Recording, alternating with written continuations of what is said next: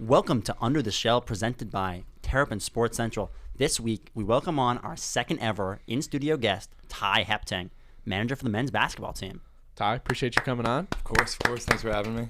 Friend of the pod now, Ty.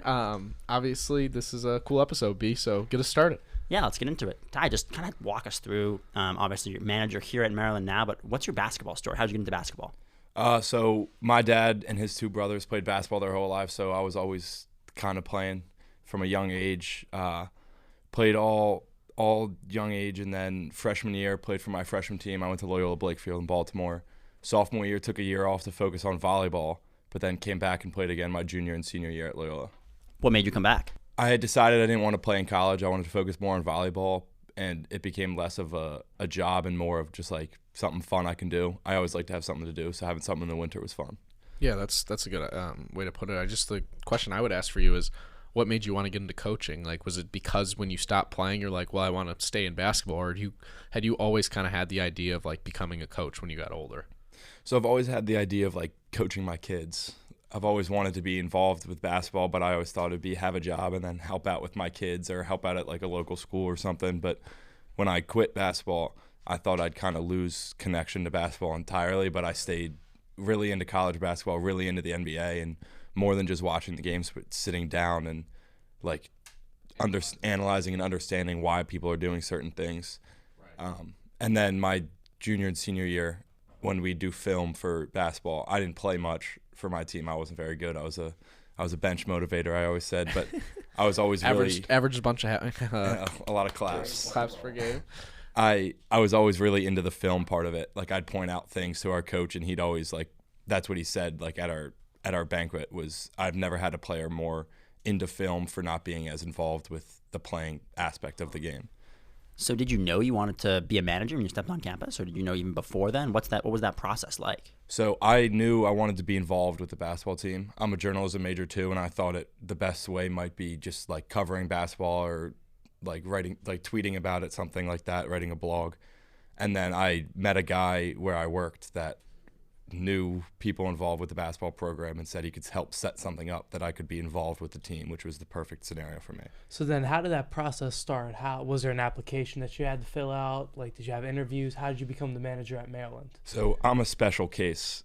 For most people, there's it's actually the application period right now. So if you find the Maryland men's basketball Twitter, follow the link in the email, send in your application if you're interested. But for me, I was working as a bar back at a country club, and one of the guys sitting at the bar was really into a Warriors playoff game, and I just talked to him for like 30 minutes about Steph Curry.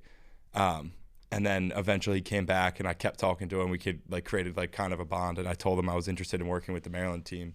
He worked at Under Armour with Jimmy Patsos. Really? So he gave me Patsos' number. I texted him. He set up a lunch for me to meet these guys at dinner, which happened to be the director of basketball athletics, Greg Manning, and assistant coach Tony Skinn, who just left to go coach at George Mason. But I talked to them. They set everything up for me. I came to a team camp over the summer that was considered like a tryout just to make sure I had the right mentality. But once I showed up and like showed I wanted to work, they were like, all right, you're in. That's awesome. Mike actually has a very unique connection to Jimmy Patsos, who might be a future guest on the pod. The invitation's been extended, and he is waiting for the time to come on. So if you're listening to this, no, he's on. He's ready to come on. We just got to find a date. And he said he wants to go to Bentley's with us too and take shots for every question. So he's definitely an interesting character. Yeah, but that's kind of what I wanted to ask you about characters. You know, like they're obviously. I'm sure when you first started, it was harder to kind of build those relationships with the guys just because, you know, they're new, you're new, that type of thing. But when did you start to really get to know the guys on the team, and what was that relationship like where you're still kind of not serving them, but like you're helping them out rather than necessarily them helping you, but you still have that relationship between? Yeah, so it started a little awkward, not just for me, like as a new guy, but for everyone because it's a whole new coaching staff, almost a whole new team. Like a lot of the previous managers hadn't had any interactions with a lot of the players that were coming in. Like there was the Dantes and the Keems that were coming back, but then there were a lot of new freshmen and a lot of transfers that Willard brought in. So it was kind of an awkward period over the summer where we knew everybody, but we weren't really connected. But then once you get into the season, like it's just a completely different environment. It's just a great connection with all the guys. They're all so appreciatory of everything we do. That's not a word, but appreciative of everything we do. And then like you'll see them out on campus. They'll come over. They'll say what's up. Like it's like connection as like a teammate, even though it's a little bit different with power dynamic and Right. stuff. Yeah, that's super interesting. Yeah, so you talked about some of the relationships. Kind of what's the day-to-day? What are some of your like key responsibilities, and what's your main role, I guess? Every day, set up and clean up. So you get there an hour, sometimes an hour 15, hour 20, depending on what the schedule for the day is before. Set everything up, with whether that's getting the balls out, filling Gatorade coolers, making sure the floor is clean, all that. And then during practice, depending on your how experienced you are in basketball and how old you are and connected with the coaches you are, you may be just rebounding, you may just be passing bottles out, you may be like involved in some of the drills. It just depends on who you are and what the day is. Like sometimes one kid will have class, so I'll have to hop into a drill I've never been in before, but it's always kind of just staying on your toes, ready for anything. And then practice is over. Some of the guys will get extra shots up, rebound, like help run them through a little workout if they want to. And then once they're in the locker room, there's food for them every day. So they'll eat, then we'll eat, we'll all hang out for a little bit. And then the new guys have what we do is called late, is just cleaning up everything. So getting everything off the floor, vacuuming the locker room, picking up any trash, throwing the food away, restocking the fridges. So that's the main practice itinerary, I guess. You said you do drills in practice. You be putting up shots in practice with the boys. So being in a drill is usually like, I always work with the big guys. Like I always purposely put myself on that side because that's when I played. I was a center. So it's just point guard at heart. Yeah, or? at heart. There yeah. you go. If I was allowed to, I would have brought the ball.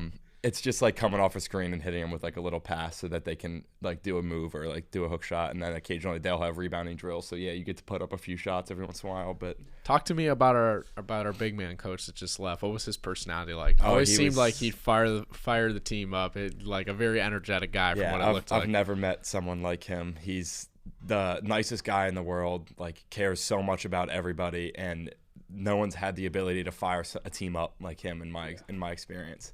There'll be a few times in practice a guy will dive on a loose ball and he'll run and he'll actually pick him up, like put him over his shoulder, run around with him, stuff like that. So he was definitely a really great guy, and I'm glad to see him move up in the coaching to get a job at NJIT. Yeah, that's sweet.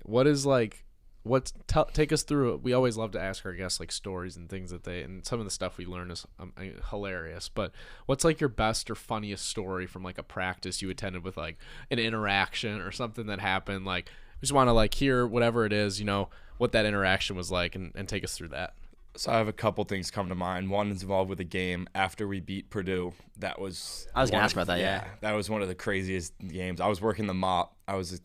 And if you probably saw it on Twitter, when Kansas State beat Kansas at Kansas State, when they rushed the floor, the mop guy wearing the green shirt ran out and had to get the ball. It was his job. Don't let anyone steal the ball. So I knew I was working the mop like a week before the game, and I was like, do I have to do this? Do I have to do this? And no one would answer. Like, do I have to get the ball? And then like an hour before tip-off, they're like, all right, like we already know if we win, they're rushing. Like, you got to get the ball.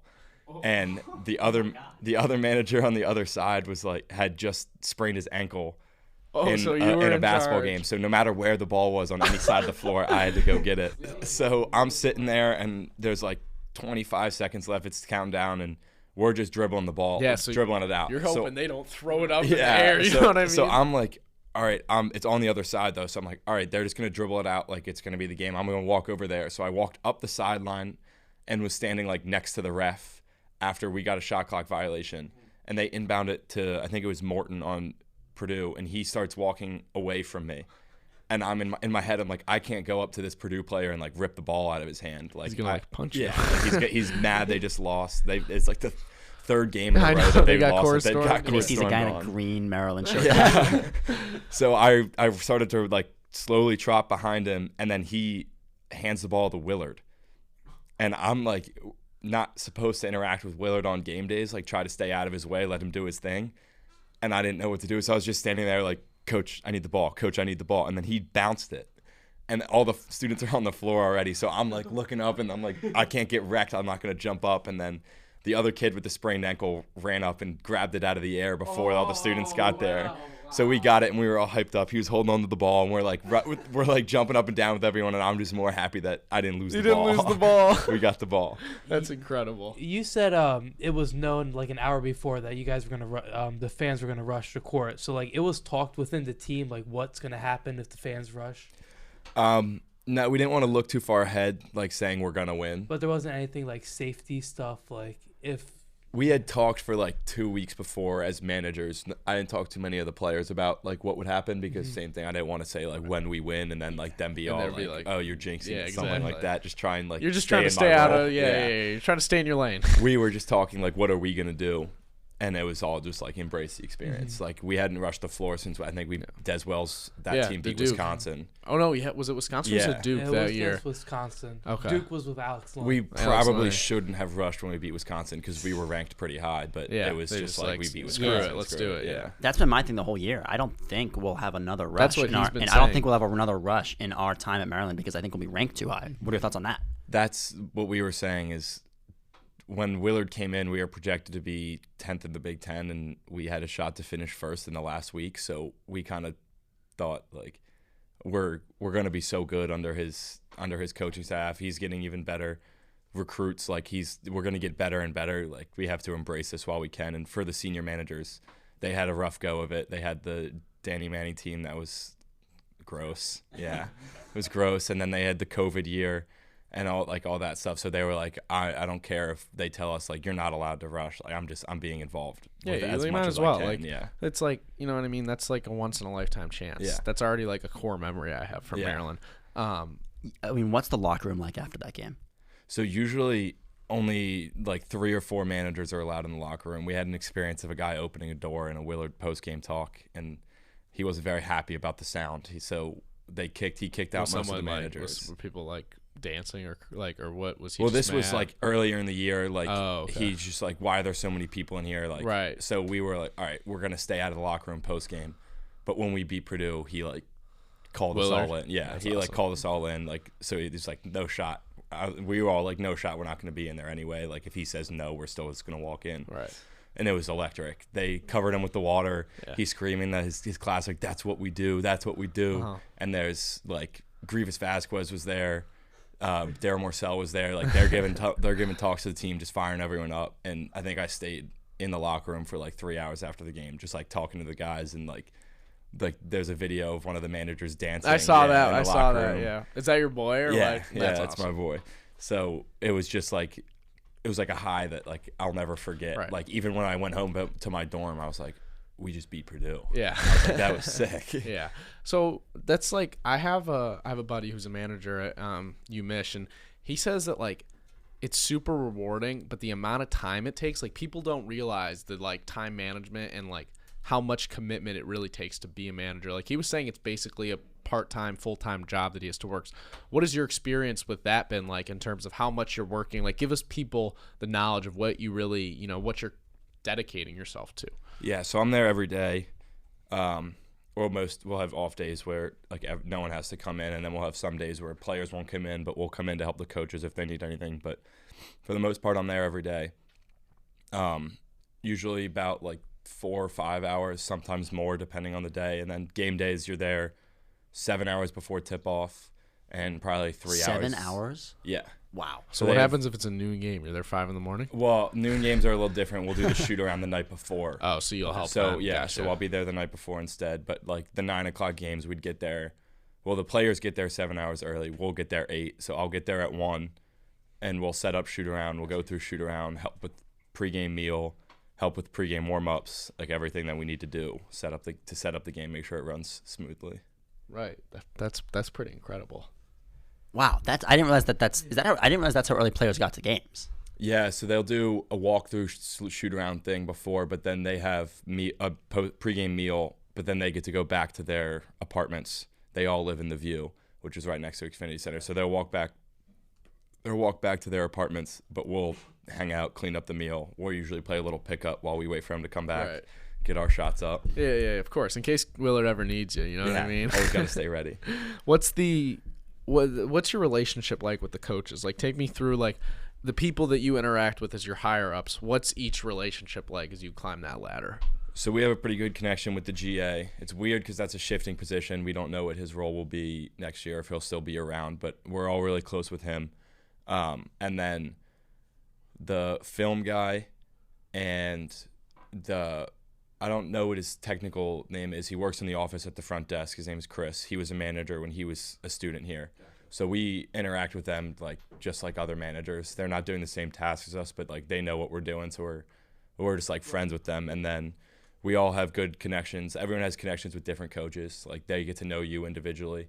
So like I said, I have a good connection with Greg Manning, the Dobo, and then a couple of the other guys were really, really close with the big man coach, Grant Billmeyer.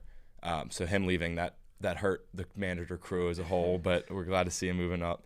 And then Willard has an assistant that we're really close with too. His name's Chuck. He likes to play pickup with us, run with us, and then we'll have manager games that sometime him and the film guy will jump in and play with us. So Do you ever have to step in on scout team, or is that a whole separate entity? So we had 5 guys for scout this past season, but I think it'll look a little different. I'm not sure, but occasionally a coach wants to run through plays before practice starts, and he can't get the scout guys out in time. So he'll just grab 5 managers, and we'll just like walk through plays so that he can see them and make sure he's explaining to the players what they're going to see in the game. Gotcha.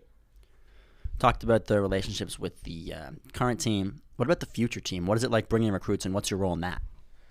So the main role I had with recruits was during the football season. When they'd come up for games, I would be on cart duty. So I'd take the little golf cart and I would drive them to the stadium or the tailgate, depending on what time the game was. Hang around either outside or inside the stadium with them. Be ready to drive them back to the hotel, back to the stadium, like just whatever they need. So specifically, Jonathan Lamont, who played in my division for high school basketball. So I know him a little bit. Like we talked about I hold a little grudge because we should have won that game. Ref was not very good, and they were pretty good at the time, and we weren't. So I mean, they had him, so yeah, he torched us for like 30, I'm pretty sure. So, but I talked to him for a while, just like hung out in the game with them, and then drove him back to his car, and I was just like hanging out with him. Like it's less like official relationship and more like I'm going to show you the people you're going to be working with, like that they're not like I'm not going to be scared of the kid. Because then he's going to be like, why is this kid that I'm going to be with every day, like acting like I'm superior to him? So we just try and stay as friendly and ready to do it. They're just guys at the end of the day. Like Exactly, it's like yeah. they're just dudes. Like you ever interact with a player like on campus, like like anytime like you see a player out or something like that, like the idea of like being too scared to be like, hey, what's up, man? Like how you doing? Or like just like striking a casual conversation instead of pulling your phone out and picturing them. Like that's like I feel like that's something more people need to realize. At the end of the day, they're just dudes. You know what I mean? And I'll say they love it when you go up and you're like, oh my God, Jameer, good game yesterday or whatever. And right. Like that's why you're on campus. Yeah. You know what I mean? They Why love else it. would you be going out or like doing stuff with students? Exactly. With NARPs as they tend to say. But kind of wrapping up here, we usually do a top 5, like a rapid speed fire. So I ask you, there's two versions. We got the rapid speed fire and then the top 5. So first we'll start with the rapid. I'm just gonna ask you various questions fast in a row. You just gotta say the first thing that comes to your mind. It's not like a long form answer. Okay, what I mean? All right. So we ready? All right. Best hooping shoe. KD, Texas. I don't remember. I think they're the 13s, maybe. Yeah, okay. Best interaction with a opposing player or coach that you've had. Against Purdue, I can't remember his name. The backup point guard spilled his water, and he came, put his arm around me, and was like, "I'm so sorry. Can you mop this up for me?" And he was like really nice about it. So What a G. Wow. What's the player that you believe is the funniest on the team? Dante Scott. Dante Scott. Saw him hooping at Epley the other day. Kind of knew he was coming back. Yeah, I actually played with him. So yeah, same. I was That's at so Epley. funny. I got some runs in with him. That's so funny. Who is the best practice player that like doesn't really do much in the game? Jahari Long. Oh, Jahari Long. He'll put up like 35 assists in a practice casually. Wow. Best move or like dunk you've seen in practice. Take me through that. Ian Martinez, I can't even name. He can do any dunk you can name. I can't For give you real? a specific Yeah, one. he do be you'll going see crazy it in in the warm-ups and pre-games. stuff. Yeah, he'll go like 360 through the legs, like, and then just walk out the gym. Yeah. What was the craziest play in general you've seen, like in a scrimmage at practice? I would say it was during the game. It was Hakeem had the snatchback, drop the kid, and then no look pass to Juju dunk. That was tough. Or it might have been Dante? Yeah, I remember that play. That was tough. What's the most serious, like film heavy, just like constantly in the gym player on the team? Jameer. He spends so much time in the gym. For real. There's nothing like getting a text from him like the night before at like 9, and it's like, hey, I'm getting shots up at 7. Can you come rebound for me? How soon did you know he was coming back? I knew as soon as you guys knew. I was away, so I wasn't around the stadium much, so I wasn't talking to coaches or other managers or players. So I was just refreshing Twitter every 5 minutes trying to figure it out. Best Kevin Willard interaction. Over Christmas break, I got scratched by my dog, who's in like 100-pound golden retriever puppy, and I had a big cut on my eye, and it led to a black eye. But he walked up to me and was like, "Hey, are you okay?" And I was like, yeah, I'm fine. He's like, "What happened to your eye?" And I just said, "I got scratched by a dog." I didn't want to explain to him that it was like I was like smacking at my dog, and he scratched me. And he was like, "You got to take care of yourself, man. Like if you ever need anything." What like genuinely concerned. And I was like, "Wow, you're a great guy," but I was just playing with my puppy. What is the most scared or like whoa moment you've like been like, "Oh boy, I'm about to mess this up," other than the ball story with Purdue as a manager? The first one that comes to mind is pre-practice. Some of the bigs will work out, so I was helping with the assistant coach Grant Billmeyer, and I just had to shoot, and they had to get rebounds. And I go up the first one, and I swish it, and he like looks at me and laughs. He's like, "Hey, all right, try to miss. Like they need to work on like getting the rebound." So then I shoot the next one, complete air ball, like so short. And he's like, "All right, man, like focus up." And then I make the next one again. And that time Willard walks in and he's like, "Oh, nice stroke on the big guy." And I like started laughing. I was like, "All right, I really need to miss this one." And I just completely airballed it again. And they got kicked out of the drill. They stopped it. They kicked me out of the drill and put a different guy there. They're like, "You're too good, man." Hey, if you're gonna do it, that's the way to do it. And then last question: who's the best player to hang out with, go out with, that type of thing? I'm really close with Jahari. I always talk to him, just hoops in general. But then he grad transfer at Padamilion's the nicest kid you'll ever meet. He'll talk to you for hours. He'll hang out at the stadium for no reason, just to hang out. So that's sweet. Western Michigan guy. Yeah. You saw Jahari walking around. We were doing the journalism assignment. We saw him walking around. He said hi to him. Yeah. He's definitely my guy. I don't talk hoops with a lot of the guys like NBA because they're all focused in season on their stuff. But Jahari locks into NBA. He's a big NBA guy. He seems like an underrated guy. Like I like his game. Just quick thing, like Rock and Roll Part 2, like the "Hey You Suck." Did players like that? Love it. Okay. There's not the players like you'll see it in the interviews, especially this year because we didn't lose a home game. But absolutely, they appreciate the fans. They did. It needs a Big Ten home game. We don't Future talk Big about Ten. That. UCLA might be a Big Ten home game. I don't know. Shout out Brendan's Twitter. They talk all the time how much they appreciate and love the fans. So when like it doesn't matter what you're doing, if it gets you riled up, they're happy. And when they hear that, they're like, "All right, we know they're about to get loud. Like help us get a little momentum to finish out these games." Dude, last one before we go to our top 5. Do you have a bench celebration that you guys do, like for a 3? Like we don't have ball? a coordinated celebration. Oh, you gotta set that up. We're a big boom. It's a big practice thing. If you hit like 3 or 4 in a row, your last one goes in. Everyone screams boom. So we'll do that, and then I always go to the 3 in the air, little J.R. Smith. I'm a like a mellow then too. So then that's pretty interesting. You guys got like the J, right? Have you seen the boom? Like as in the Natty, they win it. So that's pretty tough. But anyway, thank you so much for answering all those. That was awesome. Super interesting. But that kind of wraps up our basketball questions. And this week, it's some of our guests' favorite segment. Okay, we're gonna get going on the draft here. We got a mammal. But it's animal week here. Mike, explain the draft. All right, so this week's draft is animals. So you get 1 mammal, 1 bird, 1 reptile, 1 insect, and 1 fish. Now the premise is what a crazy. We're in the Xfinity Center, and it's all of our teams competing against each other. I'm sorry, PETA, but they will be fighting each other. And there is a pool of water for some reason in the Xfinity Center for the fish. So that will be a water fight. Mm-hmm. So as customary, our guest will be selecting first. Ty, we'll get the 1-1. Ty, Mike, myself, Sam. Yep. So Ty, you get the 1-1. Take us away. So I'm a little underprepared. So I'm going to take the mosquito because it's the only thing I've written down in the insect category. Good. Okay, that's a good pick. Hopefully they're carrying some sort of disease. Yeah. I mean, disease is the way to win. Right. No kidding. For my mammal, I think I think mammal's the most important category, so I'm going to take a lion.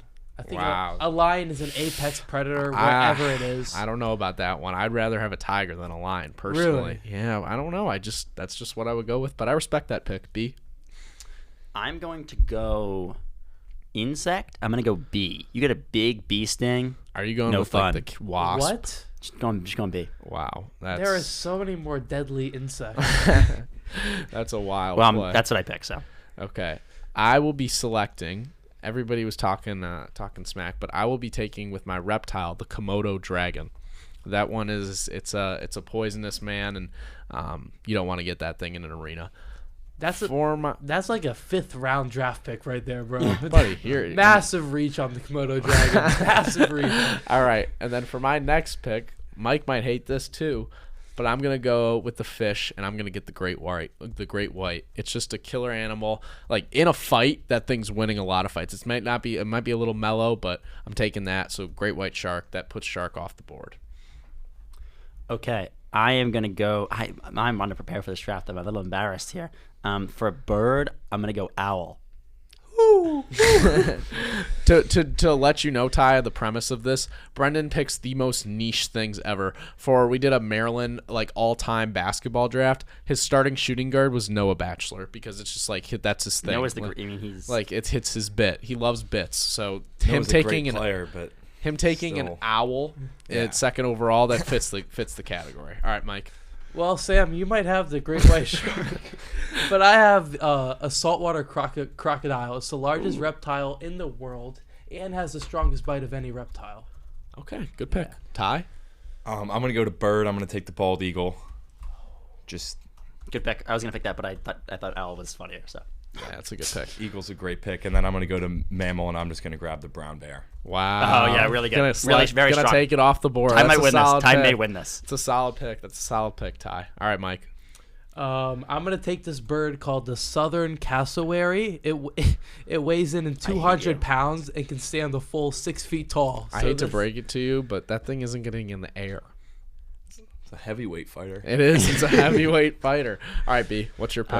Mammal. I'm going to go with the bacterian camel. If you look at a picture of my this God. thing, it's like crazy. I'm telling you, this is his niche. If you look at a picture of this, I mean, I wouldn't want to fight that. So I personally, I'm getting that out of there. So All right, I'm gonna get my bird off the board, and it's not 240 pounds. It's actually the opposite. It is a fast bird. I'm going the peregrine falcon. All right, let's slow down. I got the Shaquille O'Neal of birds here. All right.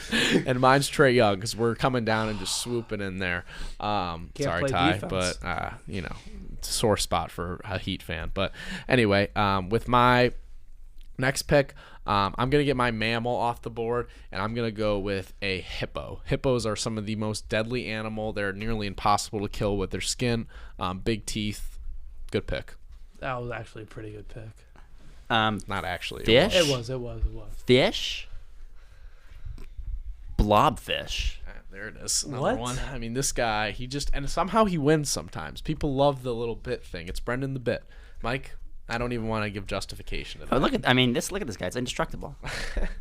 Blobfish. Not a visual podcast. I know. Fair. All right, go on. Keep on. I'm going to take the Indian red scorpion. Up to 40% of stung victims die. So Wow. This is a pretty deadly insect. Yeah, no kidding. To Ty? round mine out, fish. I'm gonna go swordfish. Hope it treats it like a boxer. Keep its distance. And then reptile. I'm just gonna go with the cobra. Okay. Okay, that's a very solid. They're gonna play well to the audience. They're Yeah, going that to like really that. will be. I'm going to take a lionfish for my last pick. Okay. I don't hate it. B? I have a reptile, I believe. I'm going to go with the world's smallest reptile, because if you're trying to, you can't find it, you can't kill it. Brooksnia nana. So What? That's my. What is What? that? It's like 13 millimeters long. It's Are very you small. kidding It's a me? Madagascar. This is crazy. I'll take the male version. Thanks. All right, I will be wrapping up my draft with a pretty cool looking insect. I'm gonna get myself the praying mantis to wrap it up. So Yeah, that was but our. this is a fight. Like Brendan, your team is out in the first minute. I don't even care. All right, so that was our draft. Brooksnia nana is about to do crazy things. Top 5 animals. Ty, thank you so much for coming on. We appreciate you talking with us, and Make sure you check out the episode, plug all your socials, that type of thing. If anyone wants to follow, and tell us what's gonna look like next year for the basketball team. Thank you guys so much for having me again. This was a great experience. I'll say check out the Maryland men's basketball Twitter. Definitely reach out if you're interested in applying. We're open to anybody. We really need some new guys. We have a lot of seniors leaving, so we're in the application process in the recruiting right now. phase. Yeah. Putting on my recruiting hat. And next year, expecting big things. Love the guys coming in. Keeping Dante's huge. Juju's going to develop even more than he already did. So I have big expectations and a powerful Big Ten conference again next year. I think we'll finish similar to where he did this year, top 5. Well, Ty, Awesome. Obviously, Terp fans would love to see that too. So thank you for coming on.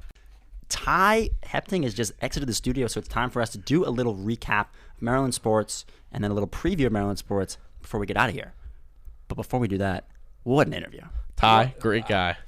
That might have been one of our best. Some of the stories, the story about the ball Oh and my then God. the mop, that's just an incredible thing. And hearing about the players behind the court and what we know is really cool. So we appreciate Ty for coming on. And basketball is always at the back of our minds.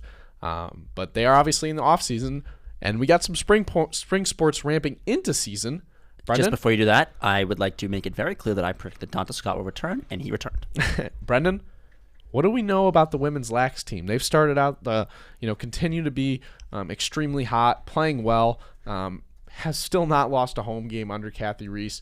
Take us through what they did this past weekend. It is very difficult to contain something that is very hot and moving very quick, and that's exactly what happened. Johns Hopkins came into College Park, had Maryland on their on their heels is the word I was looking for, but Maryland responded, took the win 13-12, scored a late goal. They've just been absolutely dominating. I mean, you look at the Ohio State game, 18-7. I mean, just a crazy, just a dominant win in the Big Ten. Eloise Clevenger sets the single game assist record with 8 assists. Crazy. This team, I've been talking to other people who've been covering them. I don't know if they're going to lose, but if they are, it's going to be one of the next 2 games because number 18 ranked Penn State away on Thursday. Week after that, on April 22nd, second ranked Northwestern. Those are 2 huge tests. They haven't played a team that highly ranked the entire year. Early the year, they played some very strong teams, but these will be 2 great tests to see where Maryland is going to be. The Big Ten championship for the NCAA championship. But like I said, I honestly expect them to win those games if they play how they've been playing. Really? You think that I do, this yes. is a team that could win the NCAA title? As crazy as that is to say. I think Final Four would be a Final Four or bust for sure. I mean, you look at a team that started 3-3 and now 12-3. I mean, it's not really, at the end of the day, it's a team who's the hottest going into those games. It's going to win. We just saw with UConn. What are the biggest teams they've beaten in that stretch? Princeton, Michigan, Johns Hopkins. Wise. The top ranked team was 15th ranked Michigan. So they really haven't had the comp against the elite teams, right? That's what I'm, Yes, they have not played any top 10 teams, but it's more about how they've played and that they've. You think they're just It's really more clicking. I think that they've cleaned up with their Right. mistakes from the beginning of the year. So they're obviously playing some of their best hockey, and with such little left of the season ahead, this is kind of the time you want to be rounding into form, and they certainly seem to be doing that.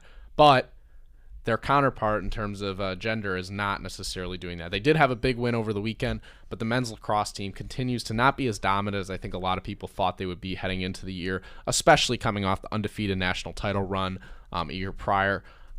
This team, they're good, but they're not best in the country good, it seems. Brendan, what have you seen from the Hardshell boys? I mean, the thing is, you say like, oh, not incredible, whatever. I mean, 5th in the country.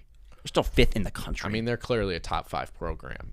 Yeah, I mean, we're going to get into that. the thing is that we're comparing it to their dominance last year. That's part. I mean, That's what it That's is. the part of the issue, but I think that's a fair comparison. You know what I mean? they still took down the number 1 team in the country. Obviously not as strong as last year. They lost so many pieces. Next 2 games, Rutgers and Johns Hopkins. 2 huge games. Maryland wins those games. I mean, they are basically slated to probably then win the Big Ten tournament. The only Big Ten loss is Michigan, which is a weird game. I mean, Very weird I mean, game. you go from beating the 9th-ranked Penn State Nittany Lions and the week before beating best team in the country, Virginia. It's, at the time, it's like they're still extremely strong. And very possible they could win a national championship. Yeah, I think Everything has to go right for them now. That's the problem, is that this team is basically in the spot where if they don't win a natty, it's a bust of a season. So when you have those expectations, it makes it difficult. It seems like the season kind of got off to a rocky start, and that kind of contributes to the struggles. When you have your preseason all Big Ten, preseason second-team All-American goalie go down, that kind of shakes up your roster. When you look at the numbers of the other goalies they have, they're both allowing over 10 goals a game. Like, that's something that's hard to get over. Definitely. Did you guys see the end of the game? That Ohio State, I wanted to ask that about the gloves. What did you think of that? I mean, I think that those are the rules, right? It's a little bit ticky-tack to go, check but the Tillman the gloves. swore that he didn't say that. Check the gloves. I know, I saw it, but... I think that might be just I think he said he suggested that, hey, why don't you check that out? That sounds the same to me for those of you who are listening who don't know what happened, the game was tied. Maryland was behind the whole game against Ohio State. Game gets close. They were down, I'm pretty sure. Yeah, they were down. Yeah. Tied up at 11-11, and there's a glove check that happens, and the rule is that all players on the team need to have uniform gloves. And the person in the face-off circle for Ohio State didn't fit that and got a penalty. Both teams still had possessions after that. The game ended up going to overtime. Maryland won in overtime, but it did upset a lot of Ohio State fans, rightfully so, because it's something you don't see very often. Right. But at the end of the day, it's in the rule book. You should follow the rules no matter what. It's illegal, so you can't do it. Mike, what do you think? It's illegal. You can't do it. It's pretty straightforward. I do think asking for the refs to look at it is a little ticky-tacky. It's not that it just happened on its own. It's more that... most definitely petty, yeah, but at the same time... But if you put it in different terms, it's like, it's not like it was a ref did something that's like up for interpretation. It's not like a ref called a technical foul. A technical foul is a completely up to interpretation thing. Subjective call. It is a subjective call. This is something, it's black and white. Either the gloves all look the same or the gloves don't. The gloves don't look the same. Penalty. I think that it's in Tillman's right. I do think it's a little... petty, as Mike put it, and I think that's just it's up to personal opinion. Like if you're up by a gazillion, I don't think he's calling that is happening. That's not absolutely no shot. So. But they obviously came through with the clutch win. Brendan and us will. It's just an interesting take from all of us, but they're clearly got some stuff to figure out, and for a team that was so highly ranked in the preseason to now kind of be, still ranked high, but figuring out some things. That's something that extends to multiple Maryland sports. The Terps baseball team, the Dirty Terps, just lost. We're recording on Tuesday night. They fell to Georgetown in extra innings, made a big comeback, but weren't able to pull it out. Mike, this team, they take some from Iowa, and then they get smoked against Rutgers in the series finale. It seems like they're kind of riding the roller coaster. What have you seen from this squad? It's just about never being able to play cohesively, all having it click all at once. You have games where, the offense is productive. Like tonight, they scored 10 runs.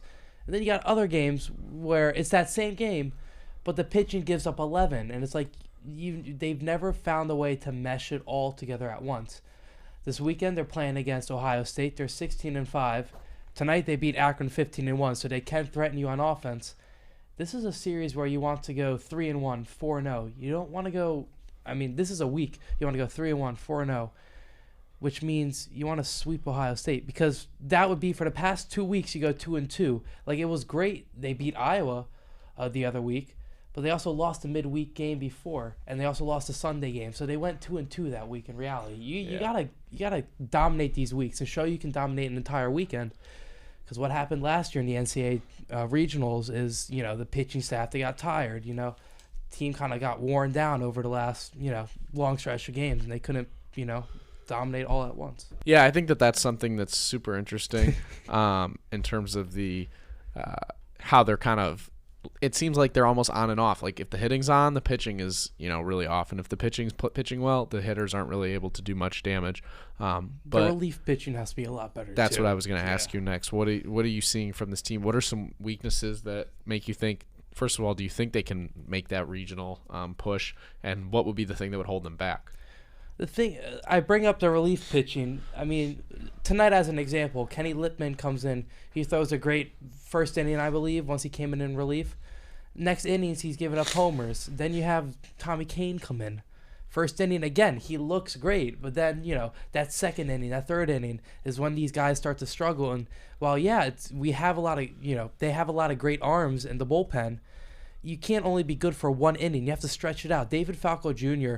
is one arm in the bullpen who has not lived up to how he played last season. He was viewed as the top bullpen arm, not the starter, but just top bullpen arm entering this season. And he has he has an above 5 ERA. Like, you just cannot have that in this bullpen. And that, in my opinion, is the key to success. Because you look at the starting pitchers, Jason Savicule, Nick Dean, Kyle McCoy now, they can all throw. But then when the relief pitchers come in, it's where they struggle. Yeah, I definitely think that's something you got to figure out, because bullpens in postseason play mean so much, and they're really starting to have to rely on them. But there's another team, Brendan, not really relying on when you're looking at the bullpen, and that is the team that I cover, the softball team. What's going on there, Sam? Yeah, just fell in 2 out of 3 to Nebraska at home. This team, guys, they're really just they're mediocre. That's what I've been seeing from them. Every time it looks like they're turning a corner, they lose a couple. Every time it looks like, they're really going to fall off the face of the cliff, they win a couple games to break your belief back. So I think that's tough to be a fan of that type of team, huh?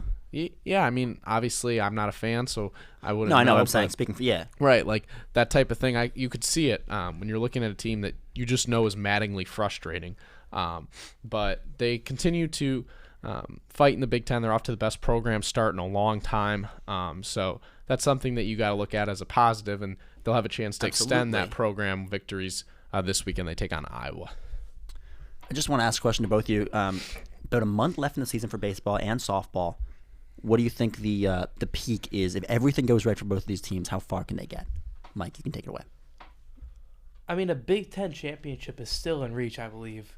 Like, they have all the pieces for it. It just, again, it depends on if they can all click at once. Yeah, I would say that I agree with Mike for the baseball, but on the softball side, I don't think it's there. When you look at this team, they're still 4-7 in Big Ten play. Making the college softball playoff is very tough. So that's probably out of the realm of possibility. I mean, when you got 64 teams that make it, the Big Ten usually only puts in 3 teams, and Maryland isn't really in that level. So I would say that might be tough. But best outcome, maybe they get to that point. I think more realistic is they set the program record in wins in like the past 5 years. And that'd be great. Yeah, for the past 5 years, program record in wins. And then you really just want to end the season on a strong note. Where are they right now in terms of standings? In terms of the Big Ten? Yeah, Big Ten standings. Yeah. I would say that I'd have to look at it, but I know that they're like towards the bottom. I think 8th or 9th. Brendan might have it pulled up here, but that's what I would guess, 4-7. They're 5th to last. So that would be, how many teams is that? They're 10th? 10th. Okay, so 10th. That's a long climb they got to make to get to the top of the ladder. So I wouldn't expect a postseason bid. Maryland is the 5 right now in the Big Baseball, Ten, yeah. and the 5 seed did win the Big Ten tournament last year. Just want to put that out. Okay, so they won it all last year. It's in the realm of probability. Yeah, so we'll see how it goes. But that's baseball. That's our spring sports session. Very interesting current time in Maryland sports. Lastly, just want to make a quick couple of updates in case anybody didn't hear. Donta Scott is returning for his final season at Maryland. Hunter Dickinson taking a visit this weekend at Maryland. Yeah, according to sources, Hunter Dickinson visiting here at Maryland. And then the update from the football team is that the spring game's coming up in a couple weeks. That'll be interesting to watch. Deonte Banks, Jacorian Bennett nearly about to be drafted. And so, yeah, that wraps up all the quick updates. And so that's our current time in Maryland sports. But it's our favorite segment, the one and only investigative journalism, Brendan Weissel. Terrific Terp. Who do we got this week, B? All right, let's do it. Let's take it back a little bit. If you've ever had a chance to walk into Cold Fieldhouse or Ritchie Coliseum at Maryland, there's a good chance you've seen this terrific Terp on the wall. You probably don't know their name. If you look around one of these venues long enough, you'll come across a picture of a boxing ring in the center of Ritchie Coliseum. The University of Maryland boxing team was big. Actually bigger than the basketball team. The team only lasted from 1930 to 1955, but they were so popular that their games would often be featured in double headers to attract fans to go to the basketball games. Oh my gosh, that's awesome. This week's Terrific Terp goes to two brothers who headlined the boxing team, Benny and Hotsy Alperstein. Alperstein? That's right. Jewish. The boys were Orthodox Jews who grew up in a neighborhood in southwest Baltimore. They grew up in a family with 7 other children. Total, there were 8 boys and just 1 girl. The Alperstein's putting on for my religion. I respect it. Benny joined the team first. He would have been the first ever individual national champion at the University of Maryland and national champion in general if it weren't for Irene Knox. Oh, wow. 19 It's all full circle. 1932's the program. 1932's greatest sharpshooter, who, if you don't recall, over a 50-foot range, she hit a circle 15 100th diameter 59 out of 60 times. So not too bad to be in the same conversation with her. Nope, not at all. Benny won the NCAA Boxing National Championship in 1937 and 1938. He also served on the Air Force in World War II, attaining the rank of major. Best of all, he lived to be 102 years old. His brother, Hotsy, joined the team because of Benny's success. When Benny was graduating, he told Gary Epley about his brother. Epley took his word for it, and despite never having been in a boxing ring, Hotsy got a scholarship. So he'd boxed before, he fought, just never in a ring. It all worked out. During his 4 years at Maryland, Hotsy went undefeated in all his bouts, and he was captain of the team for 3 years. Finalist in the 1941 Southern Conference, and led his team to the 1942 Eastern Intercollegiate Championship. Also served in World War II. 2 just incredible guys from the boxing program. Boxing program, really not talked about enough in Maryland. That's incredible. That's they were both inducted into the Hall of Fames too, right? The Maryland Athletics Hall of Fame and the Jewish Sports Hall of Fame. Hotsy lived to be 98. Altogether, the Alperstein brothers saw 200 years of life. While Maryland may no longer have a boxing team, the legacy of the Alperstein brothers lives on. Ladies and gentlemen, Benny and Hotsy. Give it up for B. Wizzy. That's He a good- did it again. He did it again. He did it again. Another great, terrific terp. Another great episode. Listen on Apple, Spotify, wherever you get your podcasts. Follow us on Twitter, Instagram, all the social medias at Under the Shell. Again, that is look up Terrapin Sports Central. We are right there on all your Apple Podcasts, Spotify, wherever you may listen on the way to work or the way home or whatever. Give it a vote. Give it a vote on the Twitter. Come on, Give it a guys. vote as well. We love hearing feedback on the draft, and we love you guys listening, so continue to do that. But again, from Mike, Brendan, and Sam, have a good night, have a good week, and enjoy the lovely weather, folks. Peace.